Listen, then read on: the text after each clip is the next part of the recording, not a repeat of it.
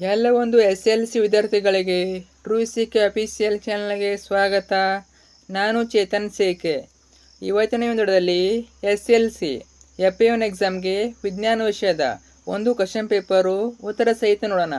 ಈ ಒಂದು question paper very important ನಿಮ್ಮ FA1 ಎಕ್ಸಾಮ್ಗೆ. ಯಾಕೆ ಅಂದರೆ ಇಲ್ಲಿ ಯಾವ ರೀತಿ ಪ್ಯಾಟರ್ನ್ ಕೊಟ್ಟಿದ್ದಾರೆ, ಇದೇ ಪ್ಯಾಟರ್ನಲ್ಲಿ ನಿಮ್ಮ ಒಂದು FA1 ಎಕ್ಸಾಮ್ನ ವಿಜ್ಞಾನ ವಿಷಯದ ಕ್ವಶನ್ ಪೇಪರ್ ಇರ್ತದೆ. ಅಷ್ಟೇ ಮಾತ್ರವಲ್ಲ, ಇಲ್ಲಿರುವ ತುಂಬ ಪ್ರಶ್ನೆಗಳು ನಿಮ್ಮ ಎಕ್ಸಾಮ್ಗೆ ರಿಪೀಟ್ ಆಗ್ಬೋದು. ಯಾಕಂದರೆ ಎಲ್ಲ ಕೂಡ ಮೋಸ್ಟ್ ಇಂಪಾರ್ಟೆಂಟ್ ಕ್ವಶನ್ಗಳು ಚೆನ್ನಾಗಿ ಓದ್ಕೊಂಡೋಗಿ ನಿಮ್ಮ ಎಕ್ಸಾಮ್ಗೆ ತುಂಬಾ ಹೆಲ್ಪ್ಫುಲ್ಲು. ಕೊನೆವರೆಗೆ ನೋಡಿ, ಸಂಪೂರ್ಣ ಕ್ವಶನ್ ಪೇಪರು ಉತ್ತರ ಸಹಿತ ಕೊಡ್ತೀನಿ. ಬನ್ನಿ ಇವತ್ತಿನ ಈ ಒಂದು ವಿಡಿಯೋನ ಶುರು ಮಾಡೋಣ. ಅದಕ್ಕಿಂತ ಮುಂಚೆ ಇನ್ನೂ ಕೂಡ ಇರೋ ಚಾನಲ್ನ ಸಬ್ಸ್ಕ್ರೈಬ್ ಮಾಡ್ಕೊಂಡಿಲ್ಲ, ಪ್ರತಿಯೊಬ್ಬರು ಕೂಡ ಸಬ್ಸ್ಕ್ರೈಬ್ ಮಾಡ್ಕೊಳ್ಳಿ.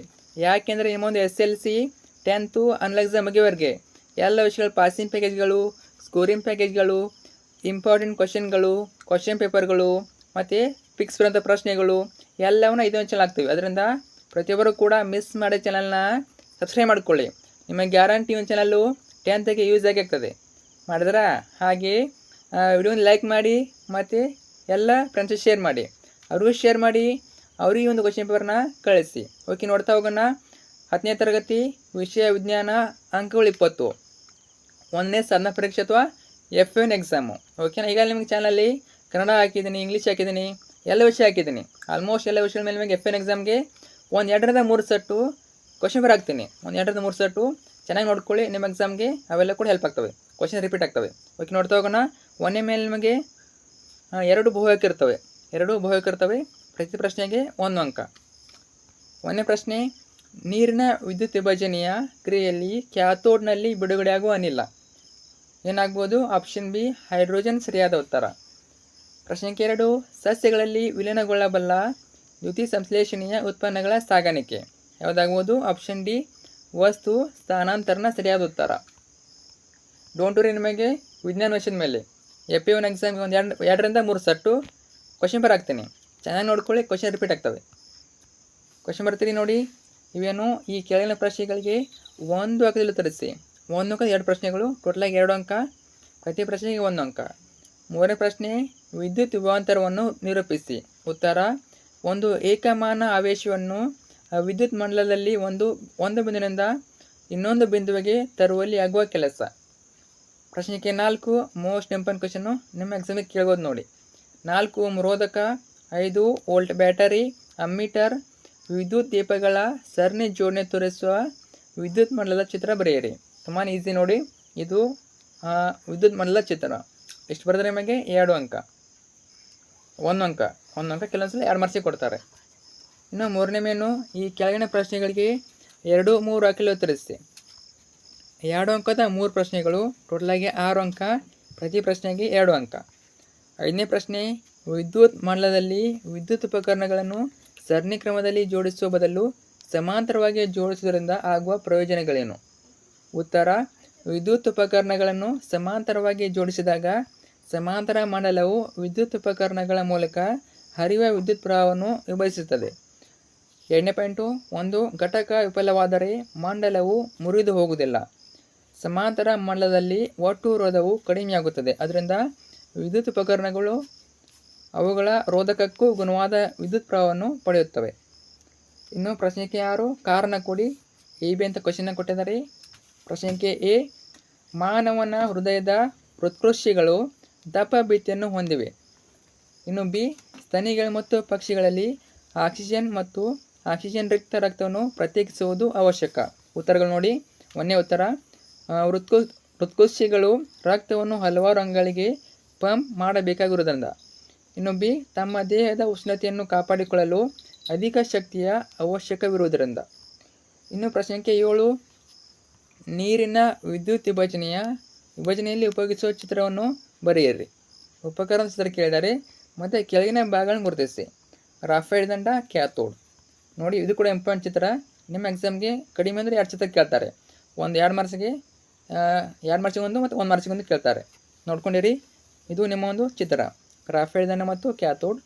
ನೀವು ಅಟ್ಲೀಸ್ಟ್ ಏನು ಮಾಡಿ, ಚಿತ್ರ ನೋಡ್ಕೊಳ್ಳಿ, ಆಮೇಲೆ ಭಾಗ ನೋಡ್ಕೊಳ್ಳಿ. ಕೆಲವೊಬ್ರು ಏನು ಮಾಡ್ತೀರಾ, ಬರೀ ಚಿತ್ರ ನೋಡ್ಕೋತೀರಾ, ಭಾಗ ನೋಡ್ಕೋದಿಲ್ಲ. ಆ ರೀತಿ ಮಾಡ್ಕೋಬೇಡಿ, 2 ನೋಡ್ಕೋಬೇಕು. ಯಾಕಂದರೆ ನಿಮಗೆ ಕೇವಲ ಚಿತ್ರ ಕೇಳೋದಿಲ್ಲ, ಚಿತ್ರದ ಜೊತೆಗೆ ಭಾಗ ಕೇಳ್ತಾರೆ. ಅದರಿಂದ ಪ್ರತಿಯೊಂದು ಚಿತ್ರದ ಭಾಗ ನೋಡ್ಕೊಳ್ಳಿ. ನೋಡಿ, ನೆಕ್ಸ್ಟು 4ನೇ ಮೇನು.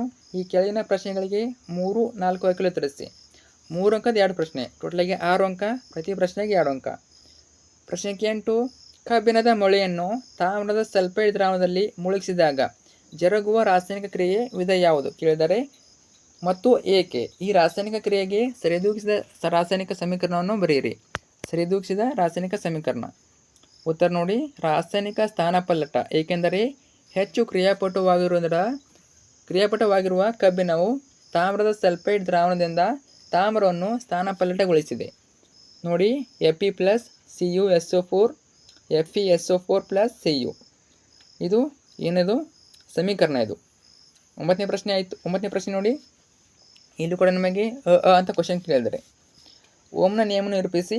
ಮೋಸ್ಟ್ ಇಂಪಾರ್ಟೆಂಟು ಓಮ್ನ ನಿಯಮ ನೆನ್ಬಿಟ್ಟುಕೊಳ್ಳಿ, ನಿಮ್ಮ ಎಕ್ಸಾಮ್ಗೆ ರಿಪೀಟ್ ಆಗ್ಬೋದು.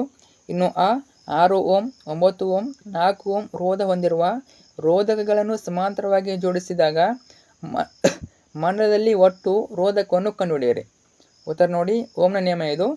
ಓಮ್ನ ನಿಯಮ ಸ್ಥಿರ ತಾಪದಲ್ಲಿ ವಿದ್ಯುತ್ ಮಂಡಲದಲ್ಲಿ ಲೋಹದ ತಂತಿ ನಡುವಿನ ವಿಭವಾಂತರ ವಿ ಮೂಲಕ ಅದರ ಮೂಲ ಹರಿಯುವ ವಿದ್ಯುತ್ ಪ್ರವಾಹಕ್ಕೆ, ಅಂದರೆ ಆಯದಲ್ಲಿ ಸೂಚಿಸ್ತಾರೆ, ನೇರ ಅನುಪಾತದಲ್ಲಿರುತ್ತದೆ. ನೋಡ್ಕೊಳ್ಳಿ, ಇದು ಉತ್ತರ. ನೆಕ್ಸ್ಟ್ ಮೇನು ಉತ್ತರಿಸಿದ ಪ್ರಶ್ನೆ 4 ಅಂಕದ 1 ಪ್ರಶ್ನೆ, ಟೋಟಲಾಗಿ 4 ಅಂಕ, ಒಂದೇ ಪ್ರಶ್ನೆ. ತೆರೆದ ಪದರವನ್ನು ತೋರಿಸುವ ಚಿತ್ರವನ್ನು ಬರೆದು ಕೆಳಗಿನ ಭಾಗಗಳನ್ನು ಗುರುತಿಸಿ. 1ನೇದು ಕಾವಲು ಕೋಶಗಳು, 2ನೇದು ಪದರ ರಂಧ್ರಗಳು. ಇನ್ನು ಆ ಕ್ವಶನ್ನು, ಕಾವಲು ಜೀವಕೋಶದ ಕಾರ್ಯವೇನು? ತೆರೆದ ಪದರರಂಧ್ರ ಸಸ್ಯಕ್ಕೆ ಯಾವ ರೀತಿ ಸಹಾಯಕವಾಗಿದೆ? ಉತ್ತರ ನೋಡಿ, ಇದು ನಿಮ್ಮ ಒಂದು ತೆರೆದ ಪದರರಂಧ್ರ ಚಿತ್ರ.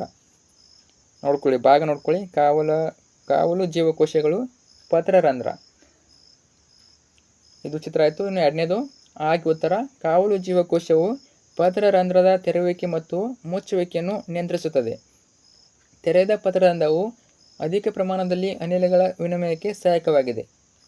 ಇಷ್ಟಾದರೆ ನಿಮ್ಮ ಒಂದು ವಿಜ್ಞಾನ ವಿಷಯದ FN ಎಕ್ಸಾಮ್ನ ಕ್ವಶನ್ ಪೇಪರ್ ಮುಕ್ತಾಯ ಆಗ್ತದೆ. ತುಂಬಾ ಟಫ್ ಇಲ್ಲ, ಎಲ್ಲ ಕೂಡ ಸುಲಭ ಉತ್ತರಗಳಿವೆ. ಬರೀ 20 ಮಾರ್ಕ್ಸ್ ಅದರಿಂದ ತುಂಬಾ ಪ್ರಶ್ನೆಗಳು ಕಡಿಮೆ ಇವೆ. ಓಕೆನಾ? ನಿಮಗೆ ಎಲ್ಲ ಬರುತ್ತೆ ಅಂತ ಹೇಳೋಕ್ಕಾಗಲ್ಲ. ಅದಕ್ಕಿಂತ ನಾನು ನಿಮಗೆ FN ಎಕ್ಸಾಮ್ಗೆ ಎಲ್ಲ ವಿಷಯಗಳ ಮೇಲೆ ಒಂದು 2ರಿಂದ 3 ಸೆಟ್ ಕ್ವಶನ್ ಪೇಪರ್ ಹಾಕ್ತೀನಿ. ಕನಿಷ್ಠ ಅಂದರೂ ಕೂಡ ನಿಮಗೆ ಒಂದು 2ರಿಂದ 3 ಸೆಟ್ಟು, ಆ 3 ಸೆಟ್ ಕ್ವಶನ್ ಪೇಪರ್ ನೋಡ್ಕೊಳ್ಳಿ. ನಿಮಗೆ ಡೈರೆಕ್ಟ್ ಕ್ವಶನ್ ಕೇಳ್ತಾರೆ, ಯಾಕಂದರೆ ಸಿಲೆಬಸ್ ತುಂಬ ಕಡಿಮೆ ಇದೆ. ಆ ಕ್ವಶನ್ಗಳು ರಿಪೀಟ್ ಆಗ್ತವೆ. ಅದರಿಂದ ನಾನು ಅವಕ್ಕೆ ಪ್ರತಿಯೊಂದು ಕ್ವಶನ್ ಪೇಪರ್ನ ಮಿಸ್ ಮಾಡಿ ನೋಡ್ಕೊಳ್ಳಿ. ನಿಮಗೆ ರಿಪೀಟ್ ಆಗ್ತವೆ ಕ್ವಶನ್ಗಳು, ಮತ್ತು ಎಕ್ಸಾಮ್ಗೆ ಹೆಲ್ಪ್ ಆಗ್ತವೆ. ಓಕೆನಾ? ಮತ್ತು ಕಮೆಂಟ್ ಮಾಡಿ, ನಿಮಗೆ ಯಾವ ವಿಷಯದ ಕ್ವಶನ್ ಪೇಪರ್ ಬೇಕು, ಯಾವ ಪಾಠದ ಕ್ವಶನ್ ಪೇಪರ್ ಬೇಕು, ಕಮೆಂಟ್ ಹಾಕಿ. ಅವನ್ನ ಆದಷ್ಟು ಬೇಗ ಹಾಕ್ತೀವಿ. ಫ್ರೆಂಡ್ಸ್, ಶೇರ್ ಮಾಡಿ. Thanks for watching.